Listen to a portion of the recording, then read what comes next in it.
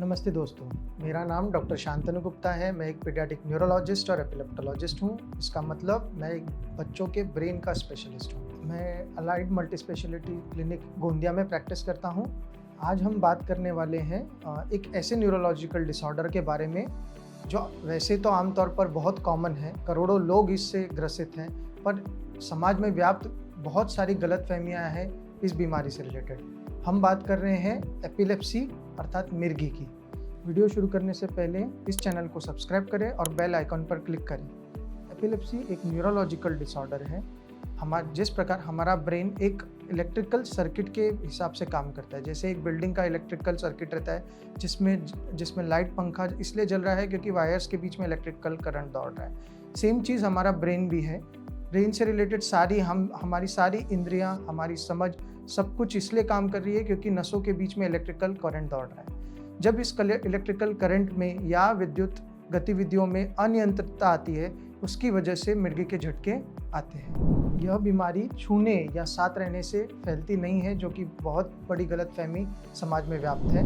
कई बार ऐसे पेशेंट्स को, ऐसे बच्चों को बाकी बच्चों से दूर रखा जाता है, बाकी लोगों से दूर रखा जाता है, यह सोचकर कि यह लोगों में फैल जाएगी, जबकि यह बात सही नहीं है। अब हम बात करेंगे मिर्गी के लक्षणों के बारे में। मिर्गी के लक्षणों में सबसे आमतौर पे हमको देखने को मिलता है वह है मसल्स में या हमारी मांसपेशियों में ऐंठन होना, जो कि सभी को पता है क्योंकि ये सबसे कॉमन फीचर है जो मिर्गी में देखने को मिलता है।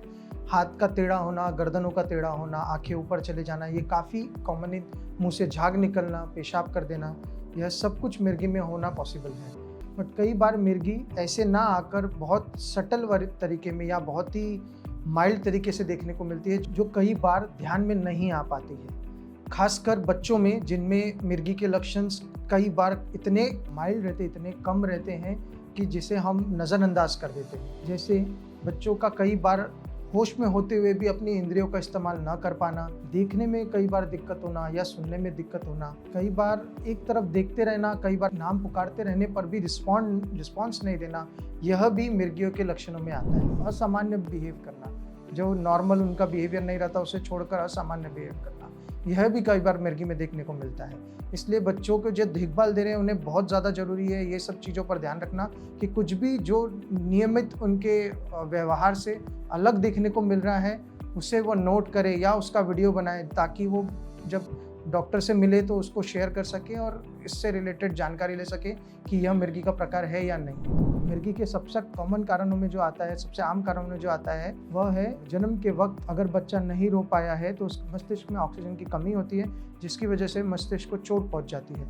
इस चोट की वजह से कुछ महीनों बाद या कुछ सालों बाद वह मिर्गी के रूप में हमें सामने दिखती है। दूसरे जो कॉमन कारण है हमें और देखने को मिलते हैं वह ये है कि कुछ जैसे मस्तिष्क को चोट लगना, एक्सीडेंट की वजह से मस्तिष्क को चोट लगना, या फिर मस्तिष्क ज्वर होना, या किसी प्रकार का मस्तिष्क में मेटाबॉलिक कारण है, हम कहते हैं कि कुछ धातुओं की कमी हो जाना, शुगर की कमी हो जाना, इसकी वजह से भी मिर्गी के कई बार दौरे आते हैं। अब हम बात करेंगे मिर्गी के इलाज के बारे में। मिर्गी के इलाज में सबसे इम्पॉर्टेंट है दवाइयाँ।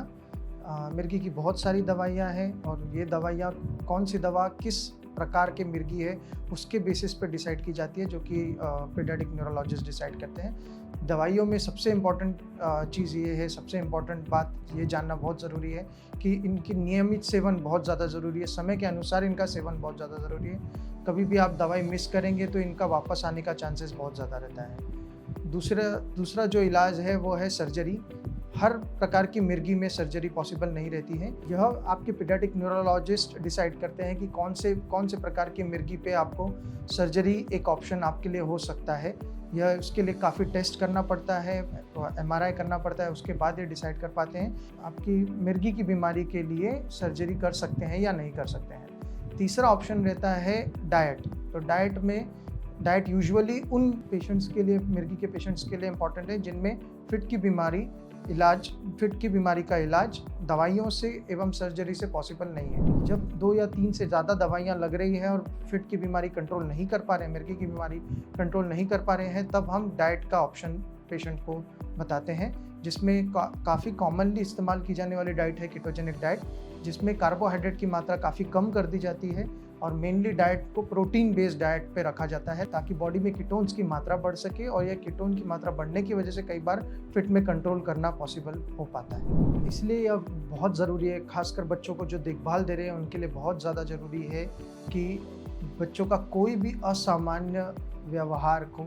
नज़रअंदाज ना करे और अपने डॉक्टर या बच्चों के डॉक्टर के ध्यान में ज़रूर लाए कि हमारे बच्चे के साथ में फलाना लक्षण हो रहे हैं, ताकि ये मिर्गी का प्रकार है या नहीं वो डिसाइड किया जा सके और इस हिसाब से जांचें करके दवाइयाँ शुरू करी जा सके। तो दोस्तों, मिर्गी एक ऐसी स्थिति है जिसका सही समय पर सही इलाज करने से हम मिर्गी को कंट्रोल में रख सकते हैं और बच्चे को नॉर्मल ज़िंदगी जीने में या नॉर्मल जीवन जीने में प्रेरित कर सकते हैं। अगर ये वीडियो की जानकारी आपको पसंद आई है, इन्फॉर्मेटिव लगती है, तो आप लाइक करें, शेयर करें, ज़्यादा से ज़्यादा लोगों के साथ में इसे बांटें ताकि ज़्यादा से ज़्यादा लोगों को इस बारे में पता चले। धन्यवाद।